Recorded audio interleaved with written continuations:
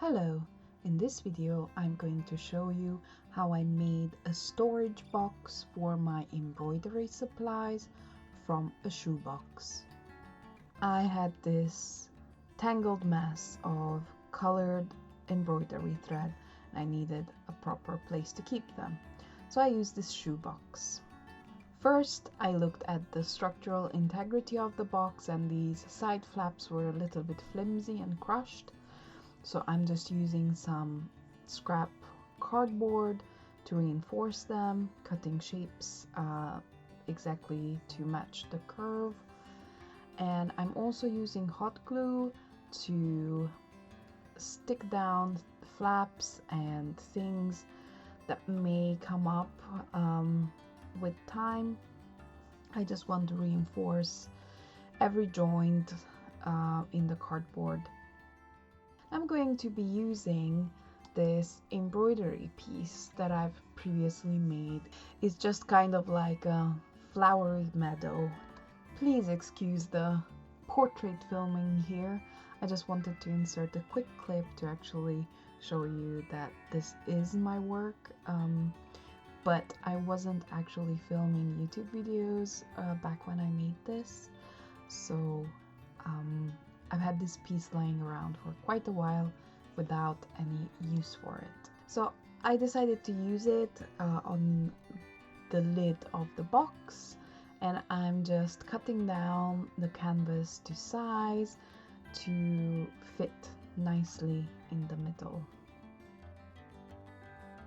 I'm using this dark brown to paint the box underneath to make sure that none of those letters in the logo would come through the canvas accidentally.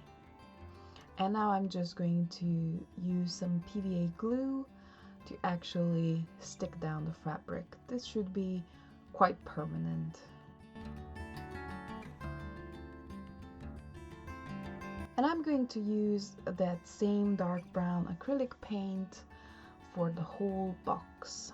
I am going to be adding other elements, but I just want there to be a base layer of brown.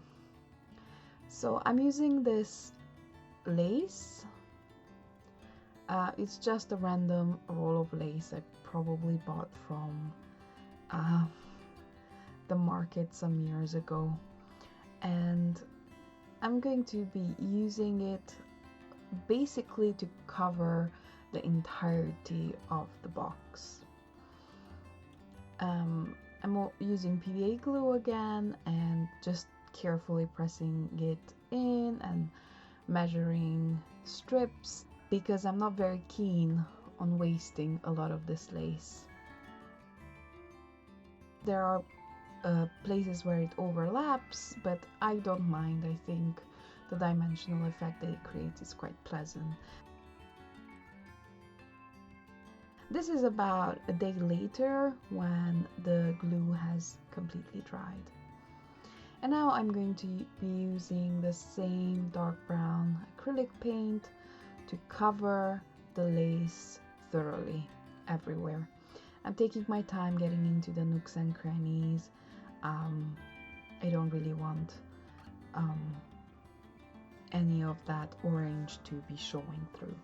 And I painted the inside of the box as well. Now I'm over brushing with a very dark green for a nice undertone. I just wanted to have this color variation. And now I'm using a light green, actually a very light green, kind of like it has a chalky consistency, and I'm dry brushing it all over the lacy parts. And as a final step, I'm using this metallic copper color and using my finger to go all over everything.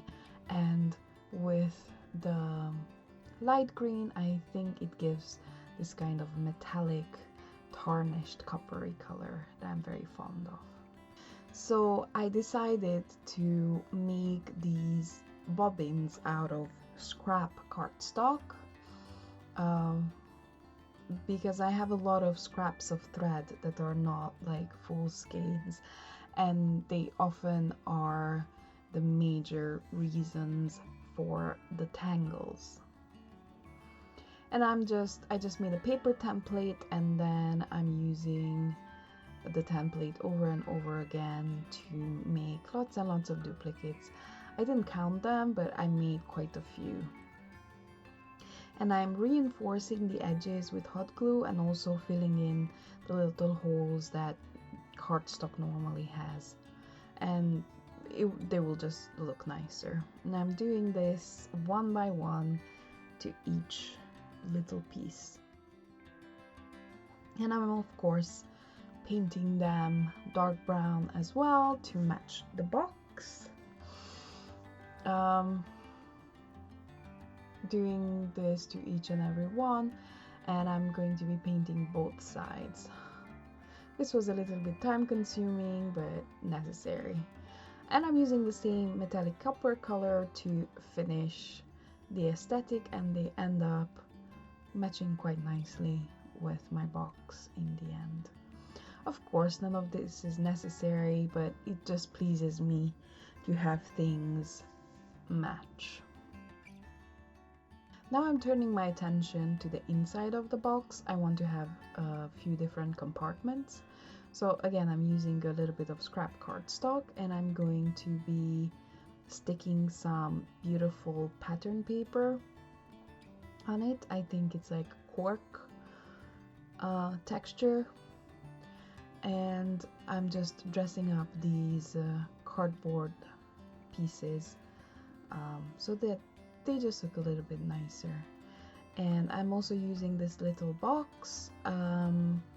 It's quite a flimsy little thing, but I reinforced one of the sides with thicker cardstock, and it's going to be stuck inside the corner, so it will hold well enough for my purposes. And here I am kind of assembling everything inside.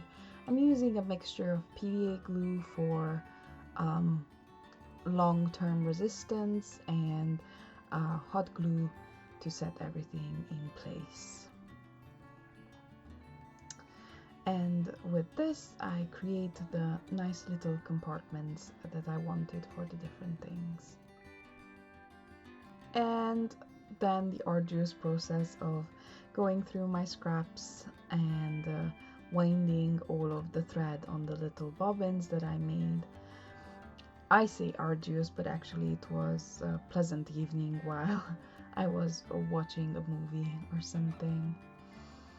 And I'm just taking my time, actually being careful to wind them nicely so that they're practical to use but also kind of aesthetically pleasing for me.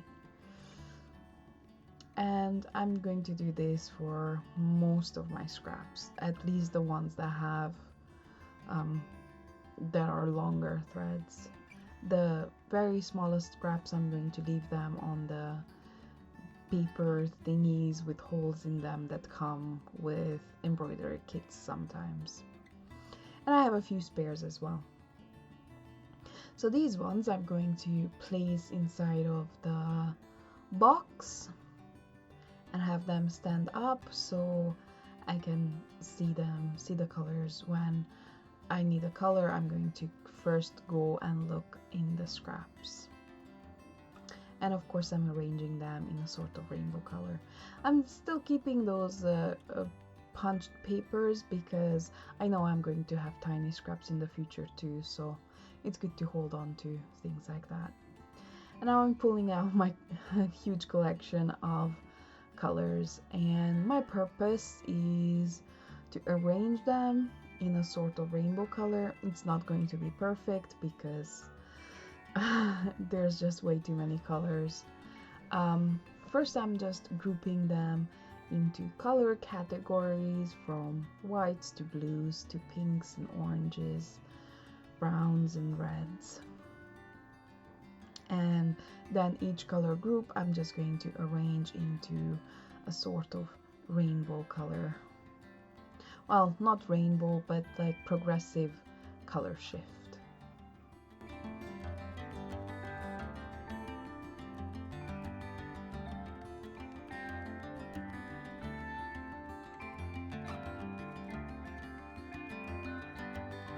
And there it is, my embroidery box with everything in its place. I've also decided to keep my pincushion in here and fill that little gap in the top with some excess canvas and my two tiny handmade pickle plushies. I made the pincushion myself from another embroidery piece, and it also has a little bit of a storage inside for some specialty threads like my metallic golden ones. I hope you enjoyed watching this video. Please feel free to share your thoughts with me in the comments. Thank you for watching. Bye.